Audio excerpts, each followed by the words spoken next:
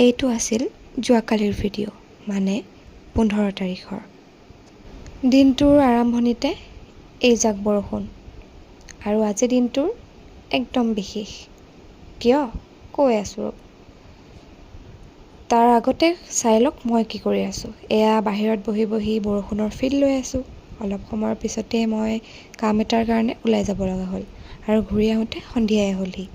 তাৰপিছতে আহিলে আৰু এয়া আমাৰ খানাৰ আয়োজন। কিহৰ খানা গম পাব ৰ'ব। এয়া চাওক, কেকটো দেখিতো গম পাইছেই, আজি মোৰ দাদাৰ জন্মদিন আৰু এয়া সৰু সুৰাকৈ অকণমান ডেক'ৰেশ্যন ইহঁতে কৰিলে। মোৰ দাদা যিহেতু লাজকুৰীয়া, গতিকে সি এইবোৰ ভাল নাপায়। তথাপিও ইহঁতৰ জোৰতে আৰু উপায় নাই। তাৰপিছত সি কেকো কাটিলে বাৰু ইহঁতৰ জোৰতে।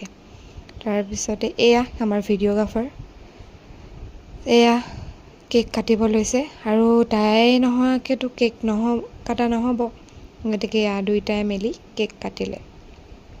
জন্মদিনৰ বহুত বহুত শুভেচ্ছা। ঈশ্বৰে দিয়া শ্ৰেষ্ঠ উপহাৰ তই। ভগৱানে কুশলে ৰাখক। মা দেউতাৰ আটাইতকৈ মৰমৰ তই। আৰু সকলোৱে তাক আশীৰ্বাদ কৰিব যাতে তাৰ জীৱনটো সুখৰ হয়, আনন্দৰ হয়।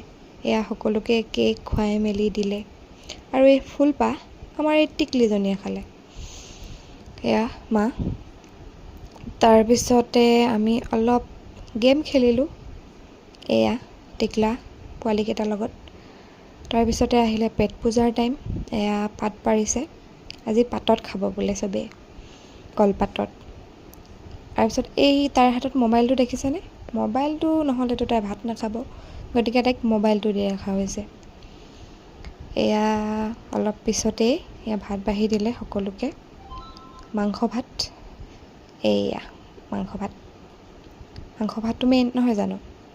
তাৰপিছত এয়া মোবাইল নেৰেই আৰু সকলোৱে খালে।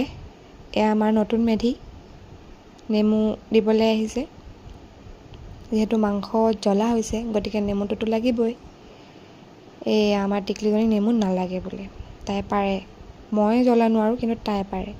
তাৰপিছত সকলোৰে খাই মেলি হ'ল আৰু দিনটো এনেকৈয়ে গ'ল আৰু এয়া। তাৰপিছত ৰাতি হ'ল আৰু ময়ো শুবলৈ আহিলোঁ। আজিলৈ বাই।